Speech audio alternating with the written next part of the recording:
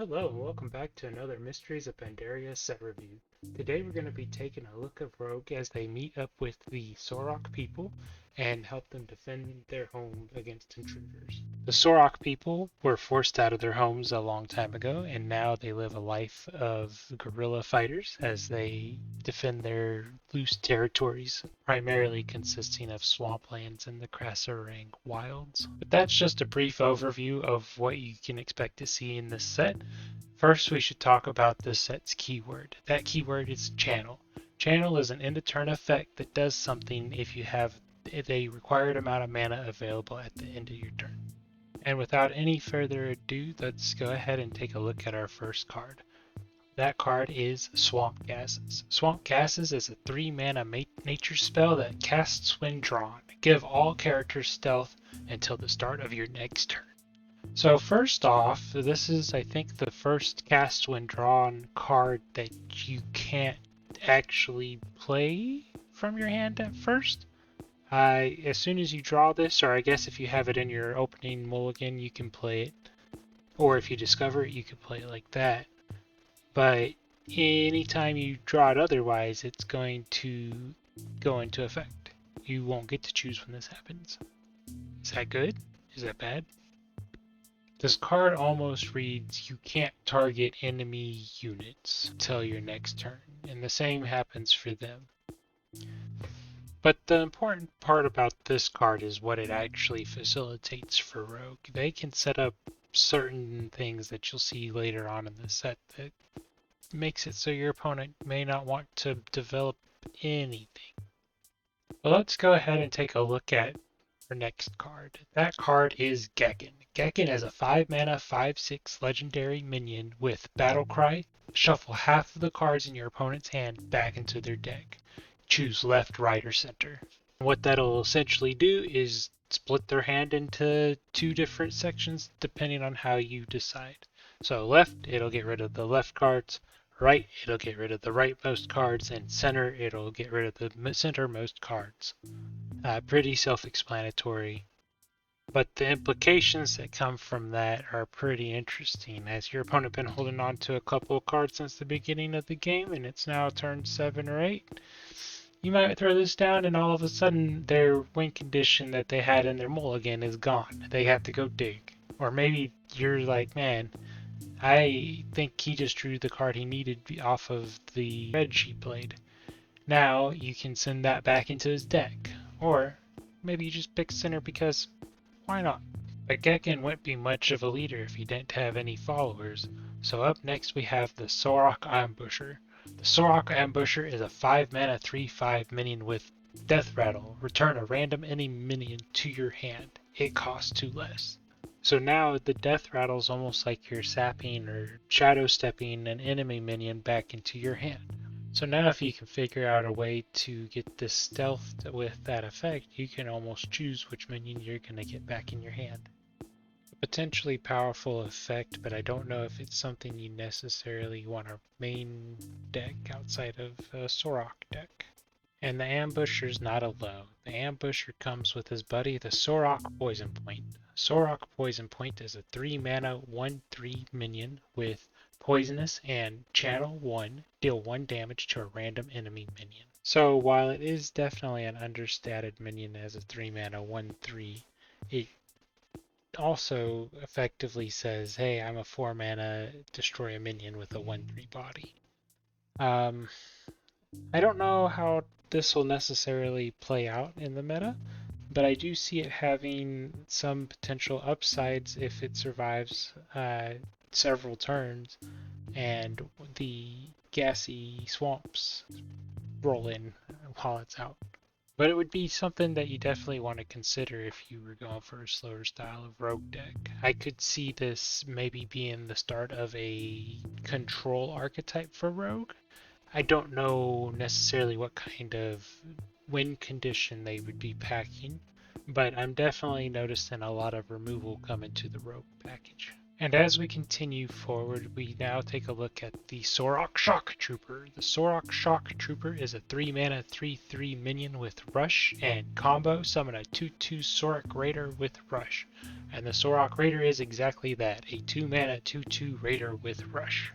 It feels like a step up from the SI7 agent, just surface level. Which honestly feels like a fun thing. I do like that this is a 3 mana 3/3 if you don't combo it. It's not bad. If you do get that combo in there though, you are getting a premium statted minion overall, being a 3 mana 5/5 with rush on both halves. Not to mention that if this comes in under a Swamp Gas's turn, then you have basically 5 damage stealth for 3 mana. It's pretty good. Definitely could see this going into some sort of control package. Let's see what else Rogue has as we move on to the next card. And here we have our next card, Crafty Cunning. Crafty Cunning is a 2 mana spell with transform one of your secrets into 2 secrets from other classes. So maybe you've played a secret and it's not really seen any activation. Maybe your opponent just doesn't have any spells in their deck and your spider is just going to sit there waiting to be triggered for a few turns. So you want to go ahead and transform it into 2 mage secrets, and all of a sudden you've got Counterspell and Ice Barrier. Or it might just happen to coordinate well with the secret we'll see later in this set. I think the fact that your opponent goes from knowing a small set of possible spells you likely ran to, oh my goodness, he now has 1 mage and 1 hunter spell, what do I do? is an interesting development for a rogue to have. And that secret that I mentioned is next. What we have here is Bargain. Bargain is a 2 mana secret for rogue that says after your opponent plays 2 minions in a turn, get a coin and replay this at the end of their turn. So now your opponent has to make the decision if they're going to be paying you a coin when they want to play that second minion each turn. And we all know that rogues can turn coins into many dangerous outcomes. And this in combination with Crafty Cunning means that if your opponent just isn't playing minions because they're playing Spell Demon Hunter, then all of a sudden you can swap this out for a counter spell and an objection. And I see this having a somewhat similar effect to Perjury, just not quite the same. But I definitely do see Bargain being a rogue's bargain for the next couple of years.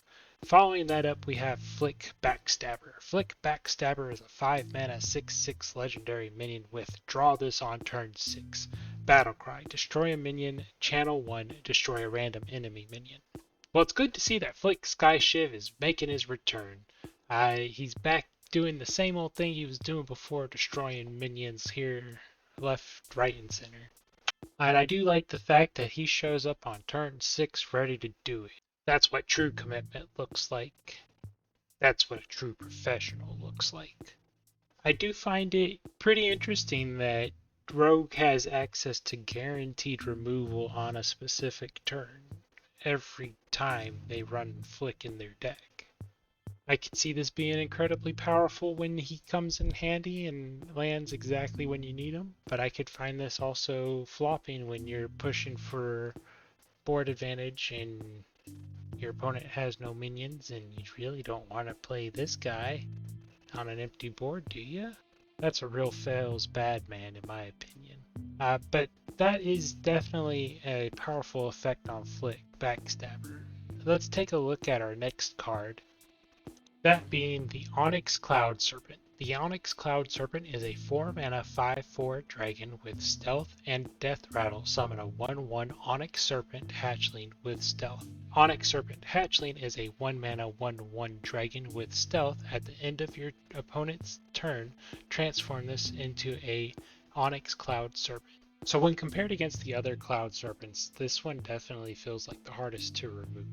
I do think that it provides a powerful enough body to pose a threat to your opponent, and something that they're going to be worried about removing once they find an opportunity to do so. Now, with that being said, I don't necessarily see a home in any current deck for this. Seeing as how Dragon and Rogue really haven't made many hits. But now let's go ahead and take a look at the last card in this set. That card is going to be Jade Squash. Jade Squash is a 1 mana, 1 durability location with summon a 1/1 Jade Gourd. Upgrades each turn. So each turn, this turns into a bigger and bigger gourd. That almost sounds like a bigger and bigger dude. That almost sounds like Jade Golems. Jade Gourd? Jade Squash? Jade Golem? I think we get the idea. Same, make a bigger guy. This feels kind of like the Sunstone Graveyard, but without all the frantic gameplay of one turn. You're doing the slow, methodical gameplay of growing a delicious Jade Squash. I don't anticipate this one breaking any metas. But that's going to conclude it for the Rogues Mysteries of Pandaria set review. I had a whole lot of fun working on this set. The original version that I had created did not make it to what you guys saw today. It incorporated some silly stuff that I will tell you about real quick. My favorite part of it was the Eagle Roach. What I wanted to do, there's a quest in the Mysteries of Pandaria where you had to go and squash like 200 cockroaches within a minute. And all you had to do was walk over them with your character, but it was in a little cave, and it was a fun little quest. Or not even a quest, it was an achievement. But I wanted to turn that into a card for Rogue. And so what I was going to do is have a roach motel that would be a location that would spawn roaches, and it would combo with some other stuff. Originally, the Sorok were going to be worshipping a cross, a dinosaur god that they believe was like their original ancestor, and they were going to worship him. But that was only a like crazy subsect, and the more that I was reading about the Sorok lore, it was like they were the really crazy ones. And so I went with this, which more or less embodies the lifestyle of the Sorok, and I've been doing that with all my other cards in these expansion previews, like just kind of looking at the big conflicts or one of the storylines that was told in the game about that particular race or group. So that's kind of what I've been using as my guiding principle for these sets. It's not 100% that, like Mage, obviously, they're fishing. But yeah, that was a long rant. If you listened to that, hey, you're a trooper. Thank you so much for sticking around. I've been Ampersand. I still am Ampersand. And I hope to see you in the next video. I hope you enjoyed. Leave a like, comment, subscribe, all that good stuff.